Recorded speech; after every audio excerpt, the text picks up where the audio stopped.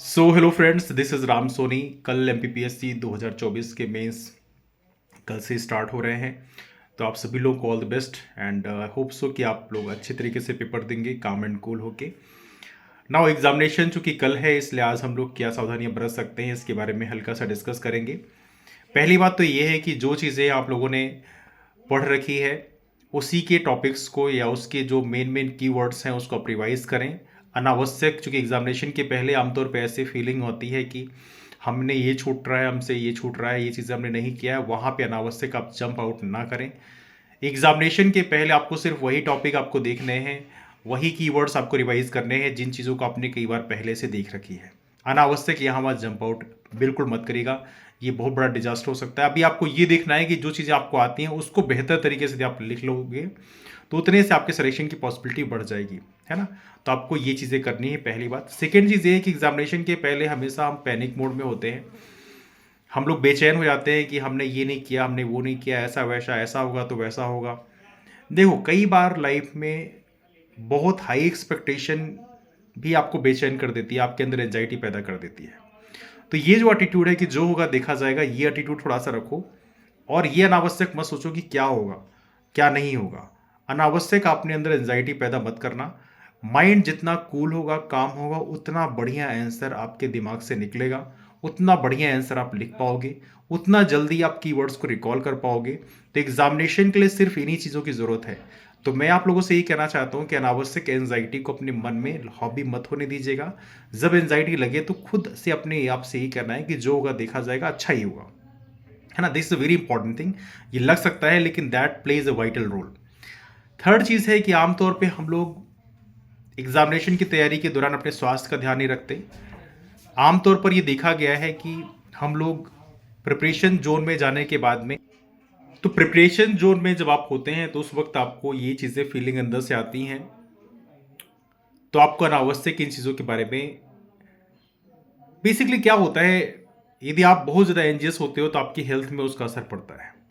ना आप टाइम से खाना खाते हो, ना टाइम से आप सोते हो, तो ये चीज़ें आपके लिए डेडली हो जाती हैं। और आम तौर पे मैंने कई बार देखा है, ये चीज़ें बहुत ही कॉमन प्रैक्टिस में इन्वॉल्व है कि यदि हम लोग बहुत ज़्यादा सीरियस हो जाते हैं किसी चीज़ को लेकर, तो हमारी हेल्थ में उसका बहुत ही ज़्यादा नेगेटिव असर देखने के लिए कई बार मिलता है।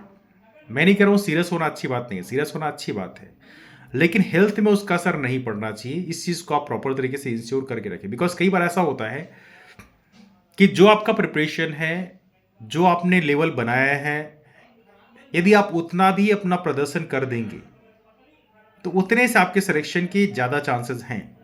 लेकिन कई बार अनावश्यक प्रेशर को पाइल अप करके हम लोग अपनी हेल्थ को ख़राब कर लेते हैं। ऐसी गलती बिल्कुल मत करिएगा। आपको प्रॉपर तरीके से हेल्दी खाना खाना है, हेल्दी न्यूट्रिशंस लेने हैं। अनावश्यक आपको यहाँ वहाँ एंजाइटी लोड नहीं लेनी है। चौथी जो सबसे इंपॉर्टेंट चीज़ मैं आप लोगों से कहना चाहता हूँ, चूंकि माइंड इस समय बहुत ही पैनिक मोड में होता है, तो आप लोग हल्का सा योगा प्राणायाम कर सकते हैं। योगा प्राणायाम करने से आमतौर पे देखा गया है कि माइंड रिलैक्स होता है। रिलैक्सिंग एक्सरसाइज जो है, जैसे डीप ब्रीदिंग है, ब्रीद इन ब्रीद आउट है, ये चीज़ें आप प्रॉपर तरीके से कर लें तो इससे आपका माइंड यदि रिलैक्स होता है तो वो भी आपको बहुत हेल्प करेगा। जितना माइंड आपका रिलैक्स होगा उतना बढ़िया कीवर्ड्स आपके माइंड में जनरेट होंगे, है ना। That's why I am saying this one thing कि माइंड को रिलैक्स करके रखिए। काम माइंड रहेगा, कूल रहेगा, तो आपको ज़्यादा बेहतर रहेगा। आप ज़्यादा बेहतर तरीके से कीवर्ड्स को जनरेट कर पाएंगे, सेंटेंसेस का फॉर्मेशन कर पाएंगे, और ये चीज़ें एग्जामिनेशन हाल में बहुत मैटर करती है ना। और बाकी कुछ बेसिक चीज़ें जो आपको ध्यान रखना है, जैसे आज ही प्रॉपर तरीके से एडमिट कार्ड है, पेन है, जो भी रिलेवेंट चीज़ें हैं एग्जामिनेशन हॉल के अंदर आपको लेके जाना है, उसको पहले से आप रख लीजिएगा। कल रस मत करिएगा, ये मत सोचिएगा कि नहीं लास्ट मोमेंट का इंतज़ार करो। आप टाइम प्रॉपर तरीके से गैप लेके जाओ, 1-2 घंटे का गैप लेके जाओ, और ये प्रयास करो एग्जामिनेशन हॉल में आप पहले पहुंच जाओ।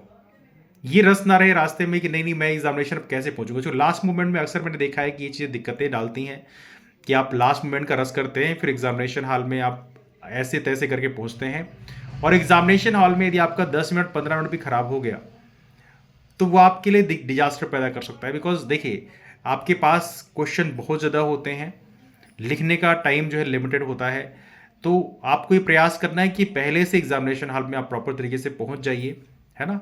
उसके बाद 15-20 मिनट रेस्ट करने के बाद एग्जामिनेशन हॉल में माइंड प्रिपरेशन आप कर सकते हैं, माइंड को थोड़ा सा हल्का फोकस कर सकते हैं, तो वो चीज़ें आप करिए, उसके बाद में आप एग्जामिनेशन हॉल में प्रॉपर तरीके से जाइए।